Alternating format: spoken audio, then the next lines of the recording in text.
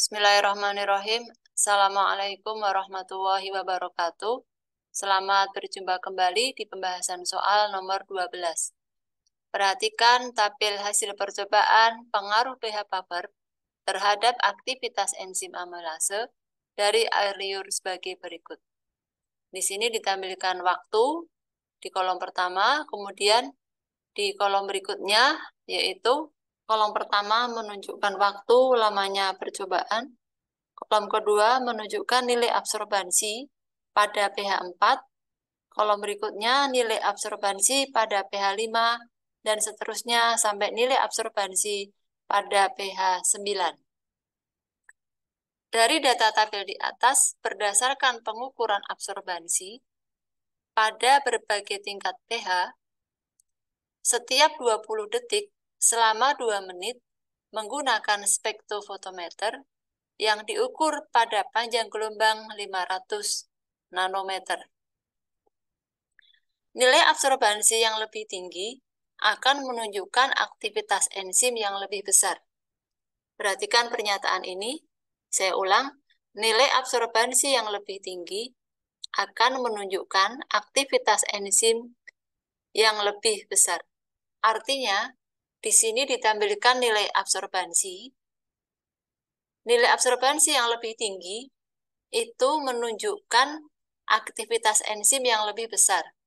Jika kita amati, nilai absorbansi tertinggi berada pada pH 7.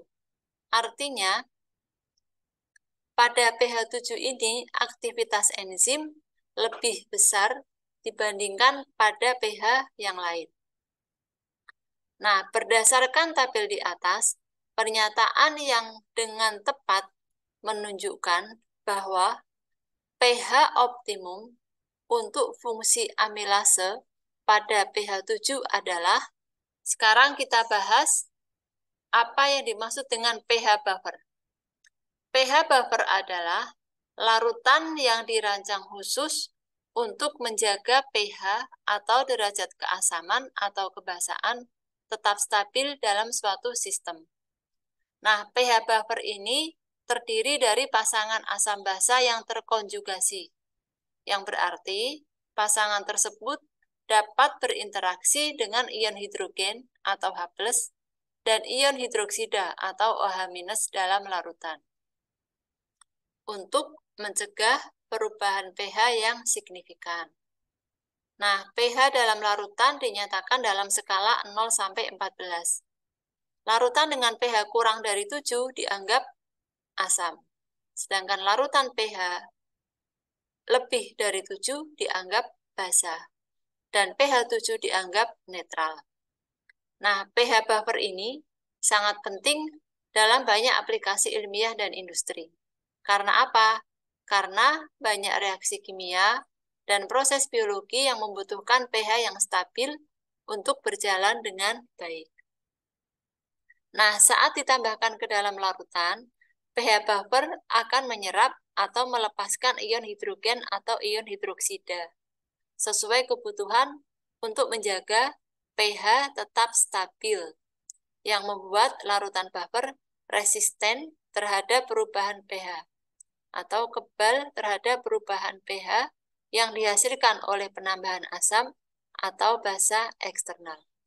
Yang kedua adalah cara kerja enzim. Dipengaruhi oleh beberapa faktor. Yang pertama adalah suhu. Enzim ini memiliki suhu optimum, di mana aktivitasnya paling efisien. Dan setiap enzim memiliki suhu optimum yang berbeda, tergantung pada sifatnya. Pada suhu di bawah optimum, aktivitas enzim lebih lambat, karena gerakan molekul yang lebih lambat. Dan pada suhu yang terlalu tinggi, enzim dapat terdenaturasi dan kehilangan aktivitasnya. Yang kedua adalah pH. Setiap enzim memiliki pH optimum, di mana aktivitasnya paling tinggi. Perubahan pH di luar kisaran optimum dapat mengganggu struktur enzim dan mengurangi aktivitasnya. Beberapa enzim bekerja optimal dalam kondisi asam, dan sebagian bekerja optimal dalam kondisi basa. Yang ketiga adalah konsentrasi substrat. Peningkatan konsentrasi substrat menyebabkan kecepatan reaksi meningkat di permulaan, seiring dengan peningkatan jumlah molekul substrat yang berinteraksi dengan enzim. Namun, pada titik tertentu, kecepatan reaksi mencapai tingkat maksimum yang tidak dapat lagi ditingkatkan dengan peningkatan konsentrasi substrat atau mencapai titik jenuh. Yang keempat adalah konsentrasi enzim. Pada awalnya, peningkatan konsentrasi enzim akan meningkatkan kecepatan reaksi karena tersedia lebih banyak enzim yang mengkatalisis reaksi.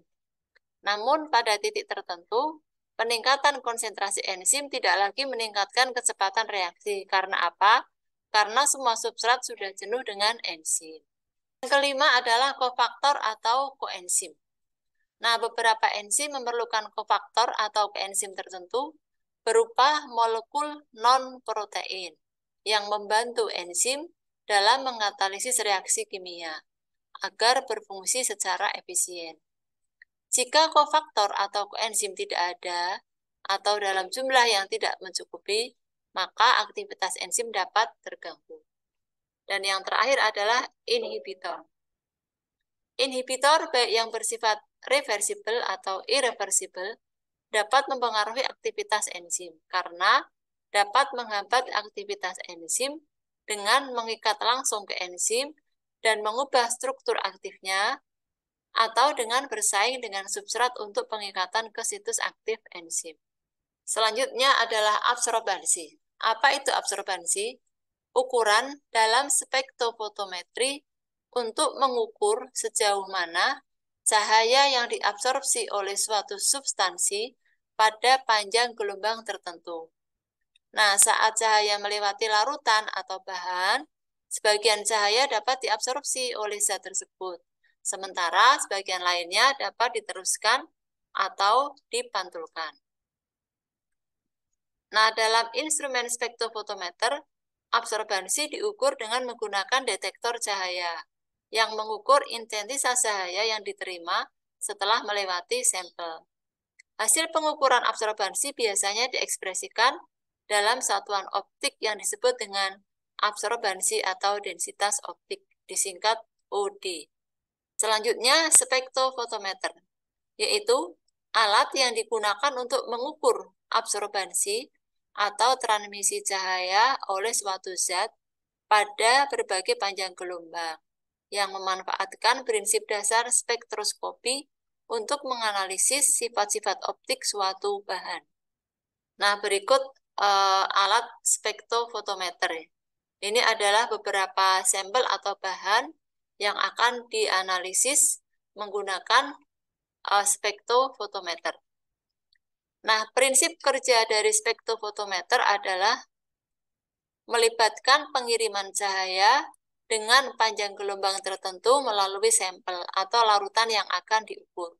Kemudian cahaya berinteraksi dengan substansi dalam sampel, di mana sebagian cahaya akan diabsorpsi oleh substansi, dan sebagian lainnya akan diteruskan atau dipantulkan.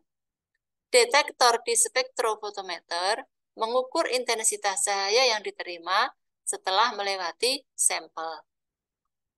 Spektrofotometer dapat menghasilkan spektrum penyerapan suatu zat yang menunjukkan pola absorbansi pada berbagai panjang gelombang. Puncak absorbansi menunjukkan panjang gelombang di mana substansi memiliki absorbansi maksimum. Informasi ini dapat digunakan untuk mengidentifikasi zat, menentukan konsentrasi substansi dalam larutan, atau mengamati perubahan struktural yang terjadi pada substansi. Marilah kita bahas. Di pembahasan disebutkan bahwa nilai absorbansi yang lebih tinggi akan menunjukkan aktivitas enzim yang lebih besar. Dan semua percobaan dilakukan pada suhu yang sama. Karena semua percobaan dilakukan pada suhu yang sama, maka suhu kita abaikan. Yang perlu kita perhatikan adalah pH, karena pH-nya bervariasi mulai dari 4 sampai 9. Sekarang kita lihat jawaban A. pH dengan nilai absorbansi terendah, kita lihat absorbansi terendah itu ada pada pH 4 dan pH 9. Akan menunjukkan pH optimum untuk amilase. Karena pH ini tidak mempengaruhi struktur atau fungsi dari protein. Pernyataan ini salah kenapa? Karena di soal menyebutkan bahwa nilai absorbansi yang lebih tinggi akan menunjukkan aktivitas enzim yang lebih besar. Otomatis ketika hasil atau nilai absorbansi ini tinggi, misalkan di pH 7, yaitu 0,755, maka menunjukkan ini adalah pH optimum untuk enzim amilase akan bekerja secara optimal. Kita lihat jawaban yang B, pH dengan nilai absorbansi tertinggi akan menunjukkan pH optimum untuk amilase, karena pH ini tidak mempengaruhi struktur atau fungsi protein. Jawaban B ini benar.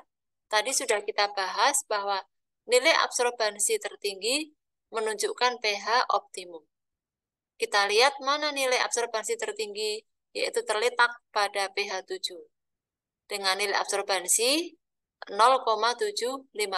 Artinya bahwa pH 7 ini merupakan pH yang optimum bagi enzim amilase karena tidak mengubah struktur dan fungsinya.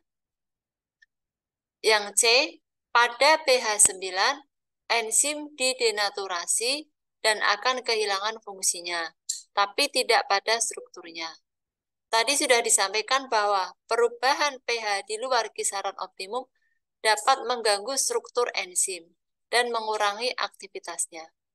Terdenaturasi itu manakala berada pada suhu yang tinggi. Jadi jawaban C salah. Jawaban D, pada pH 4, struktur enzim akan berubah dan enzim tidak akan mampu mengatalisis reaksi. Sebelumnya sudah dibahas bahwa perubahan pH di luar kisaran optimum dapat mengganggu struktur enzim. Di sini benar, struktur enzim akan berubah, kemudian dan mengurangi aktivitasnya. Di sini masih menunjukkan nilai absorbansi meskipun rendah. Artinya aktivitas enzim terganggu, tapi masih mampu mengkatalis reaksi kimia, meskipun aktivitasnya berkurang. Jadi jawaban D adalah salah. Demikian pembahasan kali ini, semoga bermanfaat. Alhamdulillahirabbil alamin. Wassalamualaikum warahmatullahi wabarakatuh.